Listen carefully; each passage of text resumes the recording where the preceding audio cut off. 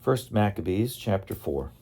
Now Gorgias took 5,000 infantry and 1,000 picked cavalry, and this division moved out by night to fall upon the camp of the Jews and attack them suddenly. Men from the citadel were his guides. But Judas heard of it, and he and his warriors moved out to attack the king's force in Emmaus, while the division was still absent from the camp.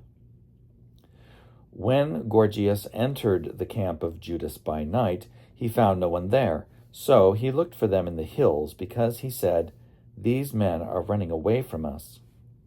At daybreak, Judas appeared in the plain with 3,000 men, but they did not have armor and swords such as they desired. And they saw the camp of the nations, strong and fortified, with cavalry all around it, and these men were trained in war. But Judas said to those who were with him, "Do not fear their numbers or be afraid when they charge. Remember how our ancestors were saved at the Red Sea, when Pharaoh with his forces pursued them. And now, let us cry to heaven to see whether he will favor us, and remember his covenant with our ancestors, and crush this army before us today." Then all the nations will know that there is one who redeems and saves Israel. When the foreigners looked up and saw them coming against them, they went out from their camp to battle. Then the men with Judas blew their trumpets and engaged in battle. The nations were crushed and fled into the plain, and all those in the rear fell by the sword. They pursued them to Gazara, and to the plains of Idumea, and to Azotus and Jamnia. And 3,000 of them fell.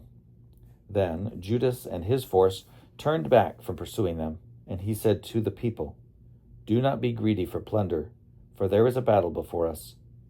Gorgias and his force are near us in the hills. But stand now against our enemies and fight them, and afterward seize the plunder boldly." Just as Judas was finishing this speech, a detachment appeared coming out of the hills. They saw that their army had been put to flight and that the Jews were burning the camp, for the smoke that was seen showed what had happened.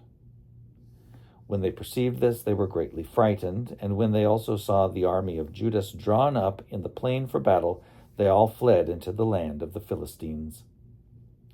Then Judas returned to plunder the camp, and they seized a great amount of gold and silver, and cloth dyed blue and sea purple, and great riches. On their return, they sang hymns and praises to heaven. For he is good, for his mercy endures forever. Thus Israel had a great deliverance that day.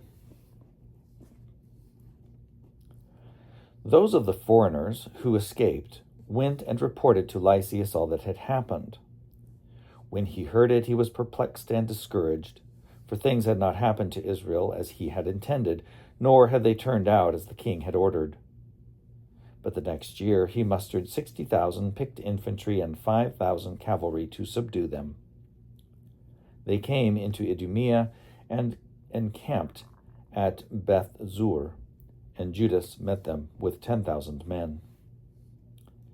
When he saw that their army was strong, he prayed, saying, "Blessed are you, O Savior of Israel, who crushed the attack of the mighty warrior by the hand of your servant David, and gave the camp of the Philistines into the hands of Jonathan, son of Saul, and of the man who carried his armor. Hem in this army by the hand of your people Israel, and let them be ashamed of their troops and their cavalry. Fill them with cowardice, melt the boldness of their strength. Let them tremble in their destruction. Strike them down with the sword of those who love you, and let all who know your name praise you with hymns." Then both sides attacked, and there fell of the army of Lysias 5,000 men. They fell before them. When Lysias saw the rout of his troops and observed the boldness that inspired those of Judas, and how ready they were either to live or to die nobly, he withdrew to Antioch and enlisted mercenaries in order to invade Judea again with an even larger army. Then Judas and his brothers said, "See, our enemies are crushed. Let us go up to cleanse the sanctuary and dedicate it." So all the army assembled and went up to Mount Zion. There they saw the sanctuary desolate, the altar profaned, and the gates burned. In the courts they saw bushes sprung up as in a thicket, or as on one of the mountains. They saw also the chambers of the priests in ruins. Then they tore their clothes and mourned with great lamentation.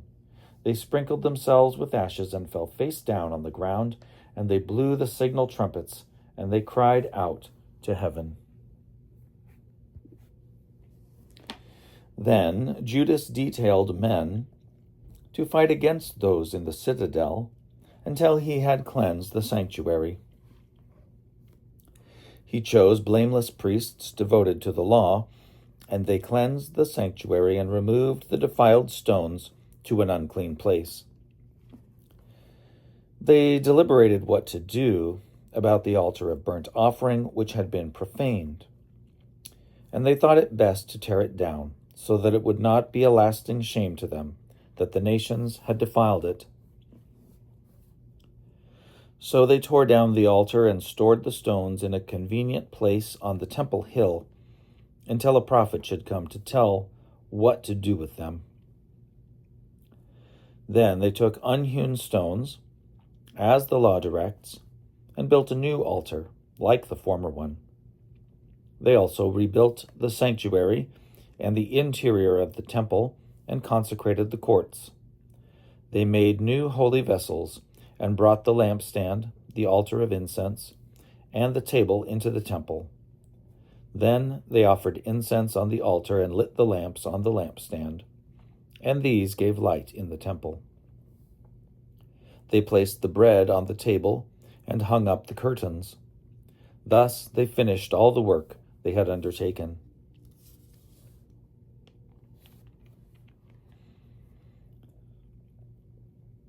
Early in the morning on the 25th day of the 9th month, which is the month of Kislev, in the 148th year, they rose and offered sacrifice as the law directs, on the new altar of burnt offering that they had built.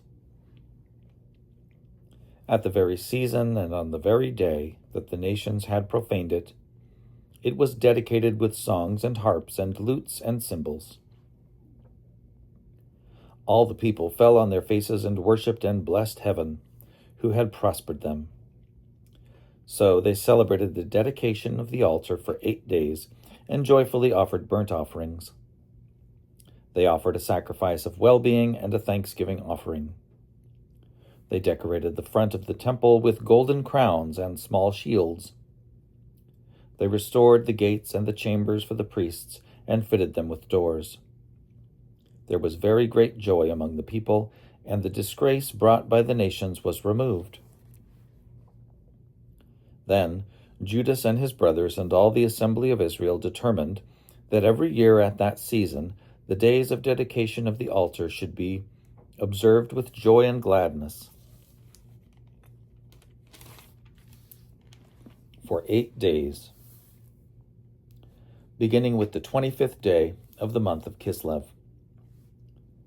At that time, they fortified Mount Zion with high walls and strong towers all around, to keep the nations from coming and trampling them down as they had done before. Judas stationed a garrison there to guard it. He also fortified Beth Zur to guard it, so that the people might have a stronghold that faced Idumea.